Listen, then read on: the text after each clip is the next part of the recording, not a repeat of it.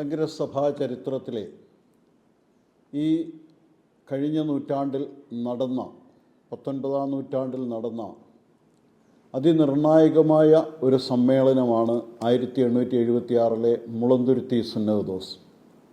മലങ്കര സഭാ ചരിത്രത്തിൻ്റെ ഗതിയെ തന്നെ മാറ്റുവാൻ പര്യാപ്തമായിരുന്ന സമ്മേളനമാണ് മുളന്തുരുത്തി സുന്നഹദോസ്.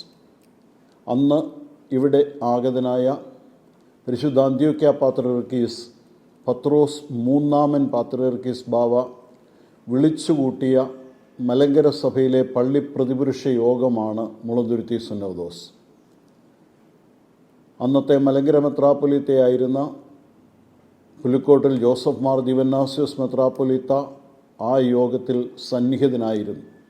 അതിൽ പ്രധാനമായ റോള് തന്നെ അദ്ദേഹം വഹിച്ചു പരിശുദ്ധ പാത്രിയർക്കീസ് ബാവയോടൊപ്പം. അതുപോലെ തന്നെ പരിശുദ്ധ പരിമല തിരുമേനി തുടങ്ങിയ അക്കാലത്തുണ്ടായിരുന്ന പിതാ മുറിമറ്റത്തിൽ ഇവാനിയോസ് തുടങ്ങിയ പിതാക്കന്മാരൊക്കെ, അവരൊക്കെ വൈദികരോ റമ്പാന്മാരോ ഒക്കെ ആയിരുന്നു. ആ പിതാക്കന്മാരുമൊക്കെ ആ സുന്നഹദോസിൽ സംബന്ധിച്ചിട്ടുണ്ട്. വളരെ നിർണായകമായ പല തീരുമാനങ്ങളും മുളന്തുരുത്തി സുന്നഹദോസ് മലങ്കര സഭയുടെ വിശ്വാസപരമായും മലങ്കര സഭയുടെ ഭരണപരമായും ഒക്കെയുള്ള നിർണായകമായ തീരുമാനങ്ങൾ ഇപ്പോൾ ഈ കാലഘട്ടത്തിലെ മലങ്കര സഭയുടെ ഗതിയെ നിയന്ത്രിക്കത്തക്കവണ്ണമുള്ള തീരുമാനങ്ങൾ എടുക്കുവാൻ മുളന്തുരുത്തി സുന്നഹദോസിന് സാധിച്ചിട്ടുണ്ട്.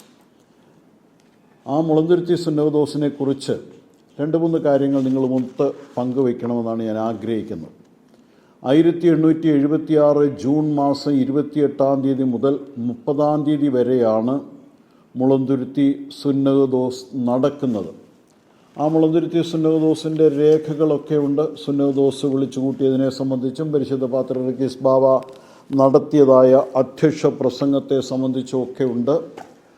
അതിനെ സംബന്ധിച്ച് അടുത്ത കാലത്ത്, അതായത് 1965 മനോരമ പബ്ലിഷിംഗ് ഹൗസിൽ നിന്ന് മുളന്തുരുത്തി സുന്നഹദോസിൻ്റെ കാനൂനുകൾ വ്യാഖ്യാനം ചരിത്രം എന്ന പേരിൽ ഇസഡം പാറയിട്ട് ക്രോഡീകരിച്ച ഒരു പുസ്തകം പ്രസിദ്ധീകരിച്ചിട്ടുമുണ്ട്. സുന്നഹദോസിൻ്റെ രേഖകൾ പലതും സുന്നഹദോസിൻ്റെ നടപടികളുമൊക്കെ വിവിധ കോടതികളിൽ പരാമർശന വിധേയമായിട്ടുണ്ട്. സുന്നഹദോസിൻ്റെ നടപടിക്രമം എന്തായിരുന്നെന്നോ അവിടെ എന്തൊക്കെ കാര്യങ്ങൾ ചിന്തിച്ചിട്ടിരുന്നോ അതിൻ്റെയൊക്കെ ലഭ്യമായ പല രേഖകളും ഇന്ന് നമുക്ക് അവൈലബിൾ അല്ല. എന്നാലും അതെല്ലാം കൂടെ വെച്ചുകൊണ്ടാണ് ഈ പുസ്തകമൊക്കെ ക്രമീകരിച്ചിരിക്കുന്നത്. അത് രേഖകളെക്കുറിച്ച് അറിയുവാനുള്ള പ്രധാനപ്പെട്ട ഒരു മാർഗം 1879 ആരംഭിച്ച സെമിനാരി കേസിൻ്റെ റോയൽ കോടതി വിധിയിൽ പര്യവസാനിച്ച സെമിനാരി കേസിൽ ഹാജരാക്കിയ രേഖകളും അന്ന് നൽകിയതായ മൊഴികളുമാണ്.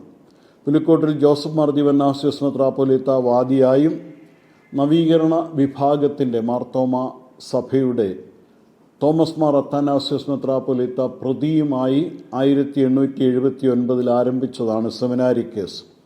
72 സാക്ഷികളെ വാദിഭാഗത്തു നിന്നും 103 സാക്ഷികളെ പ്രതിസ്ഥാനത്ത് നിന്നും ആ കേസിൽ വിസ്തരിച്ചിട്ടുണ്ട്. അതിൽ വാദിഭാഗം 63ാം സാക്ഷിയായിരുന്നു പരിശുദ്ധ പരിമല തിരുമേനി. അന്ന് അദ്ദേഹത്തിന് 36 വയസ്സുണ്ട്. അദ്ദേഹം സുന്നഹദോസിൻ്റെ നടപടികളെക്കുറിച്ചും അവിടെ സ്വീകരിച്ച കാര്യങ്ങളെക്കുറിച്ചും അദ്ദേഹത്തിന് അറിയാമായിരുന്ന കാര്യങ്ങളെ കോടതിയിൽ ചോദിച്ചതിനെക്കുറിച്ചും ഒക്കെ വളരെ ഭംഗിയായി മൊഴി നൽകിയിട്ടുണ്ട്. അതുപോലെ തന്നെ വാദിഭാഗം 27ാം സാക്ഷിയായി ഹാജരാക്കപ്പെട്ടത് മാക്കാങ്കുന്ന് പള്ളിയിൽ, പത്തനംതിട്ട മാക്കാങ്കുന്ന് പള്ളിയിലെ തെങ്ങുംതറയിൽ കൊച്ചിട്ടി ഗീവർഗീസ് കോർപ്പിസ്കോപ്പായിരുന്നു. അന്ന് അദ്ദേഹത്തിന് 40 വയസ്സുണ്ട്. അദ്ദേഹം പറയുന്നത് സുന്നഹദോസ് നടന്നത് മുളന്തുരുത്തി പള്ളിയുടെ വടക്കുവശത്ത് പണിത ഒരു പന്തലിൽ വെച്ചായിരുന്നു എന്ന് അദ്ദേഹം മൊഴി കൊടുത്തിട്ടുണ്ട്.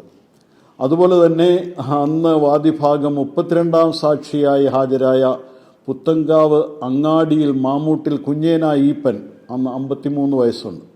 അദ്ദേഹം കൊടുത്തിരിക്കുന്ന മൊഴി സുറിയാനി സഭയിൽ കുഴപ്പങ്ങൾ അവസാനിപ്പിക്കുന്നതിനും മേലിൽ കൂടുതൽ കുഴപ്പങ്ങൾ ഉണ്ടാകാതെ സൂക്ഷിക്കുന്നതിനും അതിലേക്കാവശ്യമായ സംഖ്യ ഉണ്ടാക്കുന്നതിനുമാണ് മുളന്തുരുത്തിയിൽ കമ്മിറ്റി കൂടിയത്. 100ഓളം പള്ളികളിൽ നിന്നുള്ള ആളുകൾ മുളന്തുരുത്തി സുന്നഹദോസിൽ സംബന്ധിച്ചിരുന്നു എന്നാണ് ഈ പുത്തങ്കാവിൽ നിന്നുള്ളതായ ഈപ്പൻ കൊടുത്തിരിക്കുന്നതായ മൊഴി. ഇങ്ങനെ മുളന്തുരുത്തി സുന്നഹദോസിൻ്റെ രേഖകൾ പലതും നമുക്ക് ലഭ്യമാണ് കോടതി വിധികളിലൂടെയൊക്കെ. മലങ്കരയിൽ അന്ന് ഏകദേശം 180ഓളം പള്ളികളുണ്ടായിരുന്നു. അതിൽ നിന്ന് 103 പള്ളികളാണ് മുളന്തുരുത്തി സുന്നോദോസിൽ സംബന്ധിച്ചത്. ഓരോ പ്രദേശത്തു നിന്നും ഓരോ ഭദ്രാസനങ്ങളിൽ നിന്ന്, അന്ന് ഭദ്രാസനങ്ങളായിട്ട് വിഭജിക്കപ്പെട്ടിട്ടൊന്നുമില്ല, മലങ്കര സഭയിൽ നിന്ന് ഓരോ ഭാഗത്തു നിന്നും ഹാജരായ ആളുകളുടെയൊക്കെ സംഖ്യയും അവരുടെ പേര് വിവരങ്ങളും സുന്നോദോസ് രേഖകളിൽ നിന്ന് നമുക്ക് വായിക്കാനായിട്ട് സാധിക്കും. രണ്ടാമത് എനിക്ക് പറയാനായിട്ടുള്ള ഈ സുന്നോദോസിൻ്റെ ഒരു ചരിത്ര പശ്ചാത്തലം. 19-ാം നൂറ്റാണ്ടിൽ നവീകരണം മലങ്കര സഭയിൽ ശക്തിപ്പെടുക, CMS മിഷണറിമാരുമായിട്ടും പാശ്ചാത്യ മിഷണറിമാരുമായിട്ടും ഒക്കെ ഉണ്ടാകുന്ന ബന്ധത്തിൻ്റെ പശ്ചാത്തലത്തിലാണ് പഴയ സെമിനാരി സ്ഥാപിക്കുന്നത് 1815. അത് കഴിഞ്ഞിട്ട് പുലിക്കോട്ട് ദിവന്നാസ്യോസും പുന്നത്ര ദിവന്നാസ്യോസും ചേപ്പാട്ട് ദിവന്നാസ്യോസും ഒക്കെ ഈ മിഷണറിമാരുമായിട്ടും പാശ്ചാത്യ നാട്ടിൽ വന്ന സായിപ്പുമാരുമായിട്ടൊക്കെ നല്ല ബന്ധത്തിലായിരുന്നു പൊയ്ക്കൊണ്ടിരുന്നത്. ആ ഒരു ബന്ധത്തിൻ്റെ പശ്ചാത്തലത്തിൽ മലങ്കര സഭയ്ക്ക് അനേകം നേട്ടങ്ങൾ ഉണ്ടായിട്ടുണ്ട്. വിദ്യാഭ്യാസ സ്ഥാപനങ്ങൾ തുടങ്ങുവാനായിട്ട്, സഭയിലെ വിദ്യാഭ്യാസമുള്ള ആളുകൾക്ക് ജോലി, സർക്കാർ ജോലി കൈവശപ്പെടുത്തുവാനായിട്ട്, അങ്ങനെയൊക്കെയുള്ള കാര്യങ്ങളിൽ കുറേ അധികം നേട്ടങ്ങൾ മലങ്കര സഭയ്ക്ക് മിഷണറിമാരുമായിട്ടുള്ള പ്രവർത്തനങ്ങളിൽ നിന്നുണ്ടായി. എന്നാൽ മലങ്കര സഭയുടെ അന്ന് പ്രചാരത്തിൽ വന്നുകൊണ്ടിരുന്ന അന്ത്യോക്യൻ സുറിയാനി സഭയുടെ ആരാധനയിൽ നിന്നും വിശ്വാസത്തിൽ നിന്നുമൊക്കെ മലങ്കര സഭ വ്യതിചലിക്കണം, അതിനു വേണ്ടുന്ന നടപടികൾ സ്വീകരിക്കണം, അതിൽ കൂടുതൽ നിയന്ത്രണങ്ങൾ വരുത്തണം എന്നുമൊക്കെ CMS മിഷണറിമാർ ആഗ്രഹിച്ചപ്പോൾ അതിനെതിരായി മലങ്കര സഭയുടെ ഒരു സുന്നോദോസ് കൂടുന്നു. അതാണ് 1836 മാവേലിക്കര സുന്നോദോസ്. ആ സുന്നോദോസിൽ വെച്ച് ചേപ്പാട്ട് ദിവന്നാസ്യോസിൻ്റെയും തോഴിയൂർ പീലക്സിനോസിൻ്റെയും അധ്യക്ഷതയിലാണ് ആ സുന്നോദോസ് കൂടുന്നത്. ആ സുന്നോദോസിൽ വെച്ച് മലങ്കര സഭയുടെ വിശ്വാസത്തെ സംബന്ധിച്ചും ആചാരത്തെ സംബന്ധിച്ചും ഒക്കെയുള്ള തീരുമാനങ്ങൾ എടുക്കുന്നുണ്ട്. അതാണ് മാവേലിക്കര പടിയോല എന്നറിയപ്പെടുന്നത്. അങ്ങനെ CMSമാരുമായിട്ടുള്ള ബന്ധം, നവീകരണ ഉപദേശം പ്രചരിപ്പിച്ചുകൊണ്ടിരുന്ന പാശ്ചാത്യ മിഷണറിമാരുമായിട്ടുള്ള ബന്ധം ഈ മാവേലിക്കര സുന്നോദോസോടുകൂടി മലങ്കര സഭ ഉപേക്ഷിക്കുന്നു. എന്നാൽ നവീകരണം മലങ്കരയിൽ ആവശ്യമാണ് എന്ന് ചിന്തിക്കുന്ന ഒരു വിഭാഗം ആളുകളുണ്ടായിരുന്നു. പാലക്കുന്നത്ത് എബ്രഹാം മെൽപ്പാൻ്റെ നേതൃത്വത്തിലുള്ള ആളുകൾ, അവരെയാണ് നവീകരണക്കാരെന്ന് വിളിക്കുന്നത്. അവർക്ക് മെത്രാപ്പൊലീത്തയല്ല, ചേപ്പാട്ട് ദിവന്നാസ്യോസ് മാത്രം ഒരു മെത്രാപ്പൊലീത്തയായിട്ട് മലങ്കര സഭയിലുള്ളത്, പിന്നെ തോഴിയൂരെ മെത്രാച്ചനാണുള്ളത്. ഇങ്ങനെ ഒരു മെത്രാപ്പൊലീത്ത മാത്രമായിട്ടിരിക്കുമ്പോൾ ഈ നവീകരണത്തിന് ശക്തി ലഭിക്കുവാൻ വേണ്ടി പാലക്കുന്നത്ത് എബ്രഹാം മെൽപ്പാൻ അദ്ദേഹത്തിൻ്റെ അനന്തരവനായിരുന്ന മാത്യൂസ് ശമാശനെ പാത്രിയർക്കീസിൻ്റെ അടുക്കലേക്ക് വിടുന്നു. പാത്രിയർക്കീസ് ബാവ അദ്ദേഹത്തെ മെത്രാപ്പൊലീത്തയായിട്ട് പട്ടം കൊടുത്ത് മലങ്കരയിലേക്ക് വിടുന്നു. മാത്യൂസ് ശമാശൻ വന്നിട്ട് മെത്രാപ്പൊലീത്ത വന്ന് മലങ്കരയിലുള്ള പള്ളികളുടെ ഒക്കെ ഭരണം അദ്ദേഹം കൈയടക്കാനായിട്ട് ശ്രമിക്കുന്നു. പക്ഷേ അദ്ദേഹത്തിന് ആദ്യം സാധിക്കുന്നില്ല. 1842 അത് കഴിഞ്ഞ് 1852 ആകുമ്പോൾ അദ്ദേഹത്തിന് മലങ്കര മെത്രാപ്പൊലീത്തയായി നിയമനം ലഭിച്ചുകൊണ്ട് തിരുവിതാംകൂർ സർക്കാരിൻ്റെ തിരുവെഴുത്ത് വിളംബരമുണ്ടാകും. ചേപ്പാട്ട് ദിവന്നാസ്യോസ് സ്ഥാനമൊഴിഞ്ഞ് പാലക്കുന്നത്ത് മാത്യൂസ് അത്താനാസ്യോസിനെ മലങ്കര മെത്രാപ്പൊലീത്തയായിട്ട് സ്വീകരിച്ചു. അപ്പോൾ നവീകരണത്തിന് ശക്തിയായി. 1853 മുതൽ 1875 വരെയുള്ള ഒരു കാലഘട്ടത്തിൽ മലങ്കര സഭയുടെ മലങ്കര മെത്രാപ്പൊലീത്തയായിട്ട് ഭരിക്കുന്നയാളാണ് മാത്യൂസ് അത്താനാസ്യോസ്. പരിശുദ്ധ പരിമല തിരുമേനിക്ക് കരിങ്ങാച്ചിറ പള്ളിയിൽ വെച്ച് കോറൂയോ സ്ഥാനം നൽകുന്നത് മാത്യൂസ് അത്താനാസ്യോസാണ്. അനേക പള്ളികൾ കൂദാശ ചെയ്തു, പട്ടം കൊടുത്തു, ആ വക കാര്യങ്ങളൊക്കെ ചെയ്ത് മലങ്കര സഭ ഈ നവീകരണത്തിൻ്റെ കയ്യിലേക്ക് വരിക. ആ അവസരത്തിലാണ് അതിനെ എതിർക്കുന്ന വിഭാഗത്തിൻ്റെ മെത്രാപ്പൊലീത്തയായിട്ട് പുലിക്കോട്ടിൽ ജോസഫ് ബാർ ദിവന്നാസ്യോസ് പാത്രിയർക്കീസിൻ്റെ അടുക്കൽ പോയി 1865 പാത്രിയർക്കീസ് അദ്ദേഹത്തെ മെത്രാനായിട്ട് വഹിച്ചു. അദ്ദേഹം തിരികെ വന്ന് മാത്യൂസ് അത്താനാസ്യോസിൽ നിന്ന് ഭരണമെല്ലാം കൈയടക്കാനായിട്ട് ശ്രമിച്ചപ്പോൾ അതിന് എതിർപ്പുണ്ടായി. ബ്രിട്ടീഷുകാരുടെയും മിഷണറിമാരുടെയും തിരുവിതാംകൂർ സർക്കാരിൻ്റെയും ഒക്കെ പിന്തുണ മാത്യൂസ് അത്താനാസ്യോസിനായിരുന്നു. അപ്പോൾ മാത്യൂസ് അത്താനാസ്യോസുമായിട്ട് എതിർക്കാനായിട്ട് സാധ്യമല്ല എന്ന് മനസ്സിലായപ്പോൾ പുലിക്കോട്ടിൽ ദിവന്നാസ്യോസ് മെത്രാപ്പൊലീത്തയുടെ നേതൃത്വത്തിൽ മലങ്കര സഭയിലെ വലിയ വിഭാഗം ആളുകൾ ഒന്നിച്ചു നിന്നതിൻ്റെ ഫലമായിട്ട് അവർ ഒന്നിച്ചു ചേർന്ന് പരിശുദ്ധ പാത്രിയർക്കീസ് ബാവായെ മലങ്കരയിലേക്ക് ക്ഷണിക്കുക. അങ്ങനെയാണ് 1875 പരിശുദ്ധ പാത്രിയർക്കീസ് ബാവ, പത്രോസ് മൂന്നാമൻ പാത്രിയർക്കീസ് ബാവ മലങ്കര സഭയിലെത്തുന്നത്. ദിവന്നാസ്യോസിൻ്റെ കൂടെ നിൽക്കുന്ന ആളുകളെ ശക്തിപ്പെടുത്തുക, നവീകരണത്തിനെതിരായി മലങ്കര സഭയെ ശക്തിപ്പെടുത്തുക, ഇതായിരുന്നു പാത്രിയർക്കീസ് ബാവായുടെ പ്രധാനപ്പെട്ട സന്ദർശന ഉദ്ദേശമെന്ന് പറയുന്നു. അങ്ങനെ വന്ന പാത്രിയർക്കീസ് ബാവ മാത്യൂസ് തിരുവിതാംകൂർ സർക്കാരിൽ ഇടപെടുന്നു. അങ്ങനെ വന്നപ്പോഴത്തേക്കിന് മാത്യൂസ് അത്താനാസ്യോസിന് ലഭിച്ചതായ തിരുവെഴുത്ത് വിളംബരം അതോടുകൂടി റദ്ദാക്കപ്പെട്ടു. മലങ്കര സഭയിലെ പള്ളികളിൽ എന്തെങ്കിലും പ്രശ്നങ്ങൾ ഉണ്ടെങ്കിൽ അതൊക്കെ നീതിന്യായ കോടതിയിൽ പോയി പരിഹരിച്ചു കൊള്ളണം എന്നുള്ള ഉത്തരവും തിരുവിതാംകൂർ സർക്കാരിൽ നിന്നുണ്ടായി. ആ ഉത്തരവിൻ്റെ പശ്ചാത്തലത്തിൽ ഇനിയും എന്താണ് തുടർ നടപടികൾ സ്വീകരിക്കേണ്ടത് എന്നുള്ളതിനെക്കുറിച്ച് ആലോചിക്കുവാൻ വേണ്ടി പരിശുദ്ധ പാത്രിയർക്കീസ് ബാവയുടെ നേതൃത്വത്തിൽ നടന്നതായ സമ്മേളനമാണ് മുളന്തുരുത്തി സുന്നഹദോസ്. മുളന്തുരുത്തി സുന്നഹദോസ് വിളിച്ചു കൂട്ടുമ്പോഴും അതിനുമുമ്പ് മലങ്കരയിൽ ആഗതനാകുമ്പോഴും പരിശുദ്ധ പാത്രിയർക്കീസ് ബാവയുടെ മനസ്സിൽ ഒന്ന് രണ്ട് കാര്യങ്ങളുണ്ടായിരുന്നു. ഒന്ന്, മലങ്കര സഭയിൽ അന്ത്യോക്യൻ സുറിയാനി സഭയുടെ അഥവാ നമ്മൾ പറയുന്ന നോൺ കാൽസിഡോണിയൻ ചർച്ചിൻ്റെ, അതായത് ഓറിയൻ്റൽ ഓർത്തഡോക്സ് സഭകളുടെ വിശ്വാസത്തിൽ മലങ്കര സഭയെ ഉറപ്പിക്കണം. പാത്രിയർക്കീസ് അങ്ങനെ ചിന്തിക്കാനുള്ള ഒരു കാര്യം എന്താണെന്ന് ചോദിച്ചു കഴിഞ്ഞാൽ, മലങ്കര സഭയുടെ പുരാതന ചരിത്രം നോക്കുമ്പോൾ പോർട്ടുഗീസുകാർ വരുന്നതിന് മുമ്പേ പേർഷ്യയിലെ കൽദായ സഭയുമായിട്ട് മലങ്കര സഭയ്ക്ക് ബന്ധമുണ്ടായിരുന്നു. അവർ നെസ്തോറിയൻസാണ്, അവരുടെ വേദവിപരീതമാണ് എന്നുള്ളൊരു വളരെ വ്യക്തമായ ചിന്ത പാത്രിയർക്കീസന്മാരുടെ മനസ്സിലുണ്ടായിരുന്നു. അപ്പോൾ ഇവിടെ നെസ്തോറിയർ വന്ന് അവരുടെ വിശ്വാസത്തിൽ മലങ്കര സഭയാക്കി തീർത്തു. അതിൽ നിന്ന് മലങ്കര സഭയെ രക്ഷിക്കണം. അത് കഴിയുമ്പോഴാണ് പോർട്ടുഗീസുകാർ വരുന്നത്. പോർട്ടുഗീസുകാർ വന്ന് റോമൻ കത്തോലിക്ക വിശ്വാസത്തിലേക്ക് മലങ്കര സഭയെ കൊണ്ടുപോകുന്നു. അവരുടെ കൂനഗുരുസത്യം ഉണ്ടായി അതിൽ നിന്ന് മാറുന്നു. അപ്പോൾ അന്ത്യോക്യൻ സഭയിലെ പിതാക്കന്മാർ ഇവിടെ വരുന്നു. എങ്കിലും പൂർണ്ണമായിട്ട് അന്ത്യോക്യൻ സുറിയാനി സഭയുടെ വിശ്വാസം ഇവിടെ അനുഷ്ഠാനങ്ങൾ ഇവിടെ സ്ഥാപിക്കാൻ സാധിച്ചില്ല. 18, 17, 18, 19 നൂറ്റാണ്ടുകളിലൊക്കെ അതിനുള്ള തീവ്രമായ ശ്രമം നടക്കുന്നുണ്ട്. എങ്കിലും അത് പൂർണ്ണമായിട്ട് എസ്റ്റാബ്ലിഷ് ചെയ്യാൻ സാധിച്ചില്ല. ആ ഒരു പശ്ചാത്തലത്തിലാണ് 1800 CMS മിഷണറിമാർ വരുന്നത്. അവർ നവീകരണ വിശ്വാസത്തിലേക്ക് മലങ്കര സഭയെ കൊണ്ടുപോകും. അപ്പം ഇങ്ങനെ 1850 അന്നിവിടെ 1752 സക്കരള ബാവ ഒക്കെ വരുന്ന സമയത്തുണ്ടായിരുന്ന ഗീവർഗീസ് രണ്ടാമൻ പാത്രിയർക്കീസ് ബാവ മലങ്കര സഭയിൽ ആവശ്യപ്പെടുന്നുണ്ട്, നെസ്തോറിയരും ലത്തീൻകാരും ഒക്കെ നിങ്ങളുടെ ഇടയിൽ വിതച്ചതായ വേദവിപരീതത്തെ വേരോടെ പിഴുതു കളയണം. നവീകരണക്കാരും വേദവിപരീതം കൊണ്ട് വിതച്ചിരിക്കുന്നു. ഇത് പരിപൂർണമായി നിർമ്മാർജ്ജനം ചെയ്തിട്ട് മലങ്കര സഭയെ സത്യവിശ്വാസത്തിൽ ഉറപ്പിക്കണം, നിലനിർത്തണം. ഇത് പരിശുദ്ധ പാത്രിയർക്കീസ് ബാവയുടെ ഒരു പ്രധാനപ്പെട്ട ലക്ഷ്യമായിരുന്നു. അതേപോലെ തന്നെ പാത്രിയർക്കീസ് ബാവയ്ക്ക് ആളുകൾ ഇങ്ങനെ വ്യതിചലിച്ചു പോവുക. മാത്യൂസ് അത്താനാസ്യോസ് അവിടെ ചെന്ന് പട്ടം വയ്ക്കുന്നു. അത് വേദവിപരീതത്തിലേക്ക് പോകുന്നുവെന്ന് മനസ്സിലാകുന്നു. നവീകരണ ഉപദേശത്തിലേക്ക് പോകുന്നു. അപ്പോൾ അങ്ങനെ വരുന്ന ഉടനെ ഒരു മെത്രാച്ചൻ മാത്രമേ ഇവിടെയുള്ളൂ. പാത്രിയർക്കീസിന് ഈ ശക്തിയെ നിയന്ത്രിക്കാൻ സാധിക്കുന്നില്ല. മെത്രാപ്പൊലീത്തായുടെ ഏക നായക ശക്തി മലങ്കര സഭയ്ക്ക് ദോഷം ചെയ്യുന്നുവെന്ന് മുളന്തുരുത്തി സുന്നഹദോസിൽ പരിശുദ്ധ പാത്രിയർക്കീസ് ബാവ പ്രഖ്യാപിക്കുന്നുണ്ട്.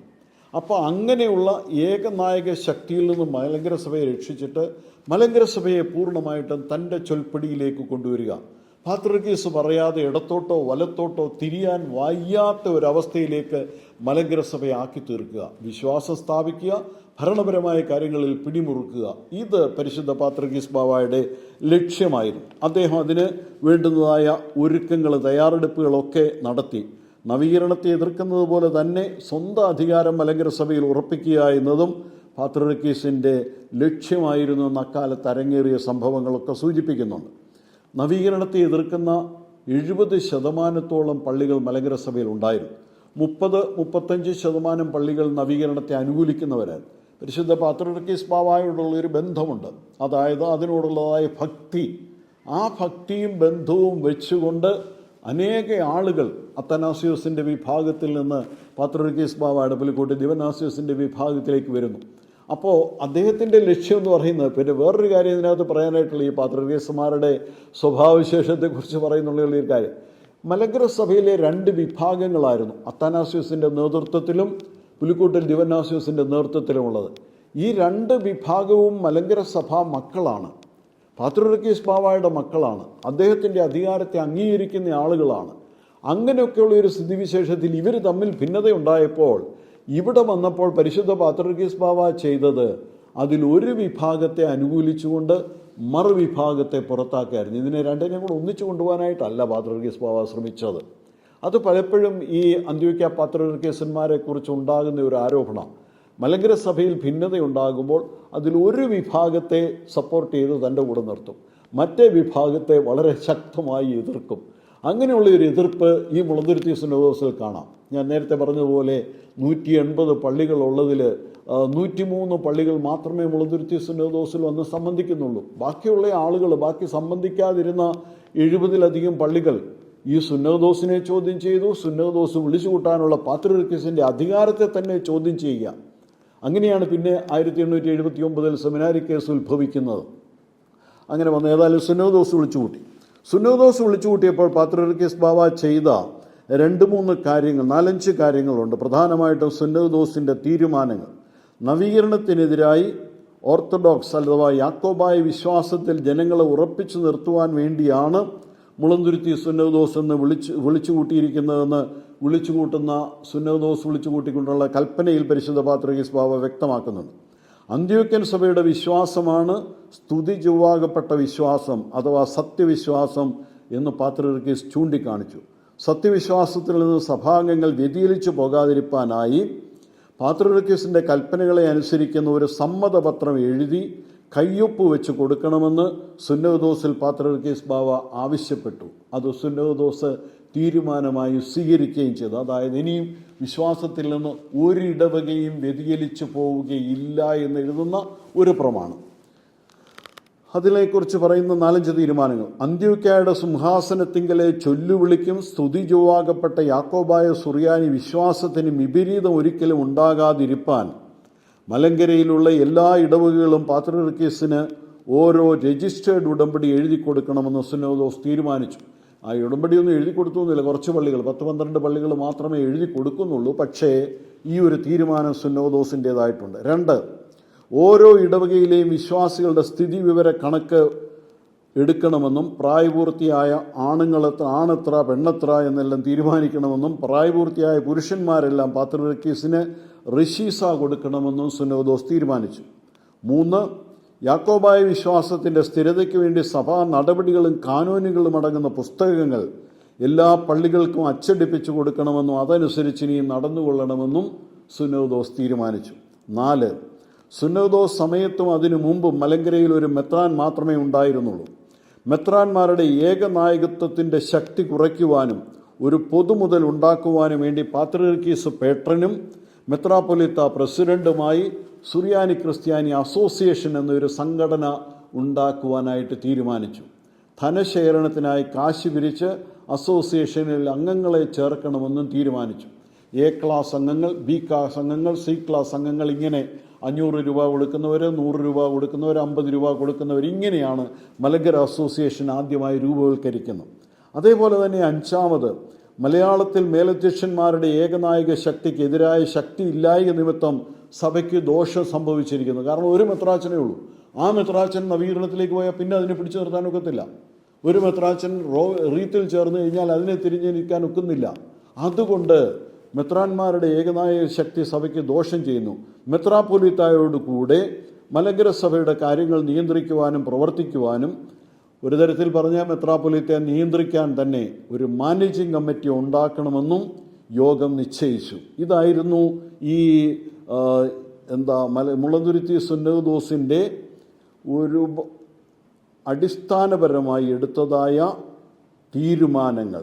അസോസിയേഷൻ അംഗങ്ങളുടെ, കമ്മിറ്റി അംഗങ്ങളുടെയും പേര് വിവരം പരിശുദ്ധ പിതാവ് അംഗീകരിച്ച സുന്നഹദോസ് മുമ്പാകെ വായിച്ചു. കൊല്ലം തോറും സമൂഹം കൂടി കമ്മിറ്റിക്കാരുടെ വരവ് ചെലവ് കണക്കും റിപ്പോർട്ടും വായിച്ച് കേട്ട് അംഗീകരിച്ച് ഒരു കോപ്പി പാത്രിയർക്കീസ് ബാവായ്ക്ക് അയച്ചു കൊടുക്കണമെന്നും സുന്നഹദോസ് തീരുമാനിച്ചു. സുറിയാനി സമുദായത്തിന് പള്ളിവകയായും പൊതുവകയായുമുള്ള മുതലിൻ്റെ നടത്തിപ്പിനെ പറ്റി ചട്ടങ്ങൾ ഉണ്ടാക്കുക, ആയവ ഭേദഗതിപ്പെടുത്തുക, ഇങ്ങനെ കുറേ കാര്യങ്ങൾ ഈ സുന്നഹദോസിൻ്റെ നടപടികളെക്കുറിച്ച്, അതായത് മാനേജിംഗ് കമ്മിറ്റിയുടെയും അസോസിയേഷൻ്റെയും അധികാര അവകാശങ്ങളെക്കുറിച്ചൊക്കെ അതിൽ തീരുമാനമുണ്ടാക്കുന്നു. ഈ കമ്മിറ്റി മെത്രാപ്പൊലീത്തായുടെ ഏകനായക ശക്തി തകർക്കുന്നതും പാത്രിയർക്കീസിൻ്റെ താല്പര്യങ്ങളെ സംരക്ഷിക്കുന്നതുമായിരുന്നു. വാസ്തവത്തിൽ പാത്രീർക്കീസിൻ്റെ താല്പര്യങ്ങളെ സംരക്ഷിക്കുന്നതെന്ന് പറയുമ്പോൾ തന്നെ നമ്മൾ ഓർക്കേണ്ട വേറൊരു കാര്യം, അത് മലങ്കര സഭ ഒരിക്കലും ഇനി വിശ്വാസത്തിൽ നിന്ന് വ്യതിചലിച്ചു പോകരുത് എന്നുള്ളതായ ഉദ്ദേശത്തോടുകൂടിയാണ്. അതുകൊണ്ട് പരിമള തിരുമേനിയൊക്കെ അതിനെ വളരെ സ്ട്രോങ് ആയിട്ട് സപ്പോർട്ട് ചെയ്യുകയും അതിനുശേഷം വരുന്ന ഈ സഭയുടെ വിശ്വാസത്തെ പ്രചരിപ്പിക്കുന്നതിന് വേണ്ടി പുലിക്കോട്ട് തിരുമേനിയും പരിമള തിരുമേനിയും വട്ടശ്ശേരി തിരുമേനിയും ഒക്കെ വളരെ കർശനമായ നിലപാടുകൾ എടുത്തത്. സുന്നഹദോസിൻ്റെ നടപടികൾ പരിശുദ്ധ പാത്രീർക്കീസ് ബാബ തന്നെ തീരുമാനിച്ചു. സുന്നഹദോസിൻ്റെ ഓരോ നിശ്ചയവും സുറിയാനിയിൽ പരിഭാഷപ്പെടുത്തി പാത്രീർക്കീസിനെ വായിച്ച് കേൾപ്പിച്ച് അംഗീകാരം വാങ്ങിയാണ് മുൻപോട്ട് പോയത്. പരിമളമാർ ഗ്രിഗോറിയോസ് തിരുമേനി സെമിനാരി കേസിൽ കോടതിയിൽ ഹാജരായി മൊഴി കൊടുത്തപ്പോഴൊക്കെ പറയുന്നത്, പാത്രീർക്കീസിൻ്റെ താല്പര്യാർത്ഥം യുക്തമായ രീതിയിലുള്ള തിരുത്തലുകൾ വരുത്തിയായിരിക്കണം നിശ്ചയങ്ങൾ അംഗീകാരം ലഭിച്ചതെന്നൊക്കെ പറയുന്നുണ്ട്. പാത്രീർക്കീസിനെ അംഗീകരിക്കുന്ന ഉടമ്പടികൾ, രജിസ്റ്റേർഡ് ഉടമ്പടികൾ എഴുതി കൊടുക്കണമെന്ന് ഇടവകളോട് ആവശ്യപ്പെട്ടെങ്കിലും ഭൂരിപക്ഷം ഇടവകളും അത് ചെയ്യാൻ തയ്യാറായില്ല. പാത്രീർക്കീസ് ഉദ്ദേശിച്ച രീതിയിൽ ഈ മലങ്കര സഭയെ പൂർണ്ണമായും ചൊൽപ്പടിയിലേക്ക് കൊണ്ടുവരാനായിട്ട് സാധിക്കുന്നില്ല. അങ്ങനെ വരുന്ന ഒരു സാഹചര്യത്തിൽ എന്താ ചെയ്യേണ്ടതെന്നുള്ളത് അദ്ദേഹം ആലോചിച്ചു. അപ്പോഴാണ് അദ്ദേഹത്തിൻ്റെ മനസ്സിൽ വന്ന ഒരു കാര്യം, ഈ ഒരു പുലിക്കോട്ടിൽ ദിവന്നാസ്യോസ് തിരുമേനിയും ഇങ്ങനെ പൂർണ്ണമായും പാത്രീർക്കീസിൻ്റെ അധികാരത്തെ സ്ഥാപിക്കുന്നതിന്, അദ്ദേഹത്തിൻ്റെ കീഴിലേക്ക് ഈ സഭയെ മുഴുവനും കൊണ്ടുവരുന്നതിന്, മാനേജിംഗ് കമ്മിറ്റിയും അസോസിയേഷനും ഒക്കെ ഡയറക്റ്റായിട്ട് പാത്രീർക്കീസുമായിട്ട് ബന്ധത്തിൽ നിൽക്കുന്നതിന്, അതിനൊക്കെ പുലിക്കോട്ടിൽ തിരുമേനി വിഘാതമായി നിൽക്കുന്നതെന്ന് കണ്ടു. അപ്പോഴാണ് അദ്ദേഹത്തിൻ്റെ അധികാരം സ്ഥാപിക്കുന്നതിന് വേണ്ടി സുന്നഹദോസിന് ശേഷം, വളരെ വ്യക്തമായി ഓർത്തിരിക്കണം, മുളന്തുരുത്തി സുന്നഹദോസിന് ശേഷം പാത്രീർക്കീസ് ബാബ സ്വീകരിച്ച കൈക്കൊണ്ട ഒരു നടപടിയാണ് മലങ്കര സഭയെ 7 ഭദ്രാസനങ്ങളായിട്ട് വിഭജിക്കുക എന്നുള്ളതും ഓരോന്നിനും പ്രത്യേകം മെത്രാപ്പൊലിത്തന്മാരെ, ദിവന്നാസ്യോസ് മെത്രാപ്പൊലിത്ത ഉണ്ട്, അതിൻ്റെ കൂടെ 6 മെത്രാപ്പൊലിത്തന്മാരെ കൂടെ എക്സ്ട്രാ വാഴിച്ചിട്ട് ആ മെത്രാപ്പൊലിത്തന്മാരിൽ നിന്നും രജിസ്റ്റേർഡ് ഉടമ്പടി എഴുതി വാങ്ങിച്ച് ഭദ്രാസനത്തിൽ മുളന്തുരുത്തി സുന്നഹദോസ് മൂലം ഉദ്ദേശിച്ച ഫലം ലഭിക്കുന്നില്ല എന്ന് കണ്ടപ്പോൾ പാത്രീർക്കീസ് കൈക്കൊണ്ട, പിന്നെ അതേ ഇവിടെ താമസിക്കുക. 1876 ജൂണിലാണ് മുളന്തുരുത്തി സുന്നഹദോസ്. അതിനുശേഷം 5-6 മാസം 1876 ഡിസംബർ വരെ അദ്ദേഹം ഇവിടെ താമസിച്ച് ഓരോ കാര്യങ്ങളും നോക്കുന്നുണ്ട്. 5-6 മാസം ഇവിടെ താമസിച്ചിട്ടും അദ്ദേഹത്തിൻ്റെ വരവിൻ്റെ ഉദ്ദേശം പൂർണ്ണമായിട്ട് അങ്ങോട്ട് നടക്കുന്നില്ല. അപ്പോൾ പാത്രീർക്കീസ് ഏകപക്ഷമായി കൈക്കൊണ്ട ഒരു തീരുമാനമാണ്, മുളന്തുരുത്തി സുന്നഹദോസിൻ്റെ ശേഷം പാത്രീർക്കീസ് ഏകപക്ഷീയമായി കൈക്കൊണ്ട ഒരു തീരുമാനമാണ് മലങ്കര സഭയെ 7 ഭദ്രാസനങ്ങളായി വിഭജിക്കുക എന്നുള്ളത്. ഇപ്പോൾ നമ്മൾ മലങ്കര സഭയെ 7 ഭദ്രാസനങ്ങളായിട്ട് വിഭജിക്കുന്നതിൻ്റെ 150-ാം വാർഷികമൊക്കെ ആഘോഷിക്കുന്നുണ്ട്. വാസ്തവത്തിൽ 150-ാം വർഷമാകുന്ന അടുത്ത വർഷമോ അതിൻ്റെ അടുത്ത വർഷമോ ഒക്കെ ഉള്ളൂ. 1877 വാസ്തവം പറഞ്ഞ ശരിയായിട്ടുള്ള ഭദ്രാസന രൂപവൽക്കരണവും അതിന് തക്കവണ്ണമുള്ള സ്ഥാത്തിക്കോനും കൽപ്പനയും ഒക്കെ ഉണ്ടാവുന്നു. ഒരാലോചനയും കൂടാതെ പാത്രീർക്കീസ് തീർച്ചയായിട്ടും അദ്ദേഹത്തോടൊപ്പം തിന്നിരുന്ന ആളുകളോടൊപ്പം കൂടി ആലോചിച്ചിട്ടുണ്ടാവും. പക്ഷേ പുലിക്കോട്ടിൽ ദിവന്നാസ്യോസിന് അതിനകത്ത് യാതൊരു പങ്കും ഉണ്ടായിരുന്നില്ല. അദ്ദേഹത്തിൻ്റെ ഈ മുളന്തുരുത്തി സുന്നഹദോസിൻ്റെ ശേഷം വരുന്നതായ സംഭവങ്ങളിലൊക്കെ അദ്ദേഹം അതൃപ്തനായിരുന്നു. മലങ്കര സഭയിൽ മലങ്കര മെത്രാപ്പൊലീത്തായുടെ പൂർണ്ണ അധികാരത്തിൽപ്പെട്ട സഭയെ അദ്ദേഹത്തിൻ്റെ സമ്മതം കൂടാതെ 7 പാത്രീർക്കീസ് വിഭജിച്ചു. പുതുതായി 6 മെത്രാന്മാരെ കൂടി വാഴിച്ചു. ദിവന്നാസ്യോസ് ഉൾപ്പെടെ ഓരോരുത്തരെയും ഓരോ ഭദ്രാസനത്തിൻ്റെ മെത്രാപ്പൊലിത്തന്മാരായി നിയമിച്ചുകൊണ്ട് പരിശുദ്ധ പാത്രീർക്കീസ് ബാവ കൽപ്പന നൽകുകയും ചെയ്തു. മുളന്തുരുത്തി സുന്നഹദോസിൻ്റെ നിശ്ചയപ്രകാരമാണ് പുതിയ ഭദ്രാസന രൂപവൽക്കരണവും മെത്രാൻ വാഴ്ചയും നടന്നതെന്ന് സുന്നഹദോസ് നടപടികളുടെയും തീരുമാനങ്ങളുടെയും വെളിച്ചത്തിൽ പറയുവാൻ സാധിക്കില്ല. പല അവസരങ്ങളിൽ നമുക്കൊരു ധാരണയുണ്ട്, മുളന്തുരുത്തി സുന്നഹദോസിന് ശേഷമാണ്, അല്ലെങ്കിൽ മുളന്തുരുത്തി സുന്നഹദോസിൻ്റെ തീരുമാനപ്രകാരമാണ് ഇങ്ങനെ അസോസിയേഷൻ ഉണ്ടാക്കിയത്, അതേപോലെ തന്നെ ഭദ്രാസനങ്ങൾ വിഭജിച്ചതെന്നൊക്കെ. പുതിയ മെത്രാന്മാരിൽ ആരുടെയും വാഴ്ചയിൽ, പുതുതായിട്ട് 6 മെത്രാന്മാരെ വാഴിച്ചു, ആരുടെയും വാഴ്ചയിൽ ദിവന്നാസ്യോസ് മെത്രാപ്പൊലീത്ത സംബന്ധിച്ചില്ല. അതുകൊണ്ട് തന്നെ മാർ ദിവന്നാസ്യോസിൻ്റെ അറിവോടും സമ്മതത്തോടും കൂടി ആയിരുന്നു മെത്രാൻ വാഴ്ച നടത്തിയതെന്ന് പറയാൻ സാധിക്കില്ല. അറിഞ്ഞു കാണണം, പക്ഷേ സമ്മതമില്ലായിരുന്നു. 3 പ്രാവശ്യമായിട്ടാണ് 6 മെത്രാന്മാരെ വാഴിക്കുന്നത്. 1876 ഡിസംബർ 3 അപ്പോൾ 1876 ജൂണിലാണ് സുന്നഹദോസ് നടക്കുന്നത്. അതും കഴിഞ്ഞ് 6 മാസം കഴിയുമ്പോൾ 1876 ഡിസംബർ 3 വടക്കൻ പറവൂർ പള്ളിയിൽ വെച്ച് തുമ്പോൺ ഭദ്രാസനത്തിന് വേണ്ടി കോനാട്ട് ഗീവർഗീസ് മാർ യൂലിയോസ് മെത്രാപ്പൊലിത്തായെയും കൊല്ലം ഭദ്രാസനത്തിന് വേണ്ടി കടവിൽ പൗലോസ് മാർ അത്താനാസിയോസ് മെത്രാപ്പൊലിത്തായെയും വാഴിച്ചു. അങ്ങനെ തുമ്പമൺ കൊല്ലം ഭദ്രാസനങ്ങൾ വരുന്നു. ഡിസംബർ 10 വടക്കൻ പറവൂർ പള്ളിയിൽ വെച്ച് തന്നെ അങ്കമാലി ഭദ്രാസനത്തിന് വേണ്ടി അമ്പാട്ട് ഗീവർഗീസ് മാർ കൂറിലോസ് മെത്രാപ്പൊലിത്തായെയും നിരണം ഭദ്രാസനത്തിന് വേണ്ടി ചാത്തുരത്തിൽ ഗീവർഗീസ് മാർ ഗ്രിഗോറിയോസ് മെത്രാപ്പൊലിത്തായെയും പരിമള തിരുമേനിയെ വാഴിച്ചു. ഈ മെത്രാൻ വാഴ്ചകൾ നടന്നപ്പോൾ, അതായത് 2 പേരെ 4 പേരെ വാഴിച്ചല്ലോ, ആ വാഴ്ച അവസരത്തിൽ മലങ്കരയിൽ വ്യാപകമായ പ്രതിഷേധം ഇതിനെതിരെ ഉയർന്നു. ദിവനാസിയോസ് മെത്രാപ്പൊലിത്തായെ ശക്തമായി എതിർത്തു. ആ ഒരു പശ്ചാത്തലത്തിലാണ് വെളിയനാട് പള്ളിയിൽ ഒരു സുന്നഹദോസ് കൂടി. ആ വെളിയനാട് സുന്നഹദോസ് പരിശുദ്ധ പാത്രിയർക്കീസ് ബാവ സംബന്ധിക്കുന്നുണ്ട്. മലങ്കരയിലെ നവീകരണത്തിൻ്റെ മുന്നേറ്റത്തെ തടയുക എന്നുള്ള ഉദ്ദേശമൊക്കെ ആയിരുന്നു വെളിയനാട് സുന്നഹദോസിലുണ്ടായിരുന്നത്. ആ സുന്നഹദോസിൽ പരിശുദ്ധ പാത്രിയർക്കീസ് ബാവ സംബന്ധിക്കുന്നുണ്ട്.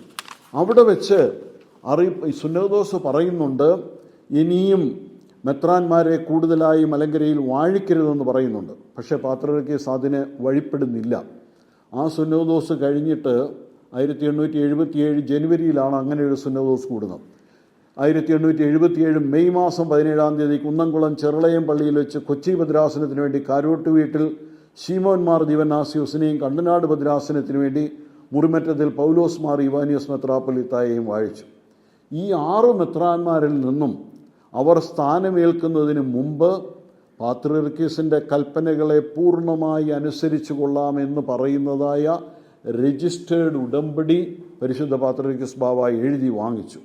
പാത്രിയർക്കീസിൻ്റെ കൽപ്പനയിൽ നിന്ന് ഇടത്തോട്ടോ വലത്തോട്ടോ പോവുകയില്ല എന്നും യാതൊരു വ്യത്യാസവും അതിന് വരുത്തുകയില്ല എന്നും അവിടുത്തെ കൽപ്പനകൾ അനുസരിച്ച് പോകുന്നതാണെന്നും എൻ്റെ ഇഷ്ടത്തിന് വിപരീതമായി, ഈ ഉടമ്പടിക്ക് വിപരീതമായി എന്തെങ്കിലും ചെയ്താൽ തിരുമനസ്സിന് എന്നെ മുടക്കാൻ അധികാരമുണ്ട് എന്നും ഒക്കെ പറയുന്നതായ തീരുമാനങ്ങൾ അതിനകത്തുനിന്ന് എടുത്തു. കൊല്ലം, തുമ്പമൺ, നിരണം, കോട്ടയം, കണ്ടനാട്, കൊച്ചി, അങ്കമാലി, ഇങ്ങനെ 7 ഭദ്രാസനങ്ങളായിട്ടാണ്. അതിന് 7 ഭദ്രാസനത്തിനും വേണ്ടിയും മെത്രാന്മാരെ വാഴിച്ചു. പക്ഷേ അദ്ദേഹം തിരിച്ചു പോകുന്നതിന് മുമ്പാണ് 1877 മെയ് മാസം അവസാനമാണ് കൊല്ലം ഭദ്രാസനത്തിൻ്റെ ചുമതലയിൽ ദിവനാസിയോസ് മെത്രാപ്പൊലിത്തായ്ക്ക് നൽകി. ഈ മെത്രാപ്പൊലിത്തന്മാരെല്ലാം നേരിട്ട് പാത്രിയർക്കീസുമായിട്ട് ബന്ധപ്പെട്ടിരിക്കണമെന്നാണ് ആവശ്യപ്പെട്ടത്. എന്നാൽ അങ്ങനെ ഉണ്ടാവുന്നില്ല. എല്ലാ മെത്രാപ്പൊലിത്തന്മാരും ദിവനാസിയോസ് മെത്രാപ്പൊലിത്തായെ അനുസരിക്കുന്നുണ്ട്. അവരെല്ലാവരും മാർ ദിവനാസിയോസിൻ്റെ അസിസ്റ്റൻ്റന്മാർ എന്ന രീതിയിൽ മാത്രമാണ് പ്രവർത്തിച്ചതെന്ന് പരിശുദ്ധ പരിമള തിരുമേനി സെമിനാരി കേസിൽ ഹാജരായി കൊടുത്ത മൊഴിയിൽ പറയുന്നുണ്ട്. അദ്ദേഹം പറയുന്നത്, എന്നെ വാഴിക്കുന്നതിന് മുമ്പ് നിരണം ഇടവയ്ക്ക് തനിച്ചൊരു മെത്രാൻ ഉണ്ടായിരുന്നതായി അറിവില്ല. മലയാളത്തിൽ ആകമാനം ഒരു മെത്രാനാണ് ഉണ്ടായിരുന്നത്. മലങ്കരയ്ക്കെല്ലാം അധികാരമുള്ള ആ മെത്രാൻ്റെ കീഴിലാണ് എന്നെ വാഴിച്ചത്. മലങ്കരയെ നിരണം ഉൾപ്പെടെ 7 ഇടവകളായി വിഭജിച്ച് ആ 7 ഇടവകകളും അന്നും ഇന്നും മലങ്കരയിൽ ആകമാനമുള്ള അധികാരമുള്ള മെത്രാൻ്റെ കീഴിലാണ്. ഞാനൊരു മെത്രാപ്പൊലിത്തയാണ്, എപ്പിസ്കോപ്പ അല്ല. മലങ്കരയിൽ എല്ലായിടത്തും അധികാരമുള്ള മെത്രാൻ എന്ന് ഞാൻ പറഞ്ഞത് ദിവനാസിയോസ് മെത്രാപ്പൊലിത്തയെക്കുറിച്ചാണ്. ഞങ്ങളെ വാഴിച്ച ശേഷം ഞങ്ങളുടെ മേൽ അധികാരം നൽകുന്നതായി അദ്ദേഹത്തിന് സ്ഥാത്തിക്കോൻ കൊടുത്തില്ല. അദ്ദേഹം അസോസിയേഷൻ കമ്മിറ്റി പ്രസിഡന്റ് ആയതുകൊണ്ടും മുമ്പ് കൊടുത്ത സ്ഥാത്തിക്കോൻ ഉള്ളതുകൊണ്ടുമാണ് ഞാൻ അദ്ദേഹത്തിൻ്റെ കീഴിലാണെന്ന് പറഞ്ഞത്. എന്നെ വാഴിക്കുന്നതിന് മുമ്പാണ് അദ്ദേഹത്തെ കമ്മിറ്റി പ്രസിഡന്റ് ആക്കിയത്. എല്ലാ ഇടവുകളും പൊതുപ്പെട്ട കാര്യങ്ങൾക്ക് മേലാവി ദിവനാസിയോസ് മെത്രാപ്പൊലിത്ത ആണെന്നും പരിശുദ്ധ പരിമള തിരുമേനി പറയുന്നുണ്ട്.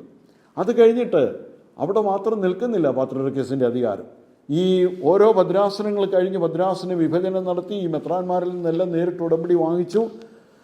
അതിനുശേഷവും അദ്ദേഹത്തിൻ്റെ അധികാരം നിലനിർത്തുവാനാണ് അദ്ദേഹം ആഗ്രഹിച്ചത്. അങ്കമാലി, കൊച്ചി, തുമ്പമൺ എന്നീ ഭദ്രാസനങ്ങളുടെ മെത്രാപ്പൊലിത്തന്മാർ കാലം ചെയ്തപ്പോൾ അവർക്ക് പകരം ആളുകളെ പട്ടം കൊടുത്ത് നിയമിക്കുവാനുള്ള അധികാരം പാത്രിയർക്കീസിനുള്ളതെന്നായിരുന്നു പാത്രിയർക്കീസിൻ്റെ അവകാശവാദം.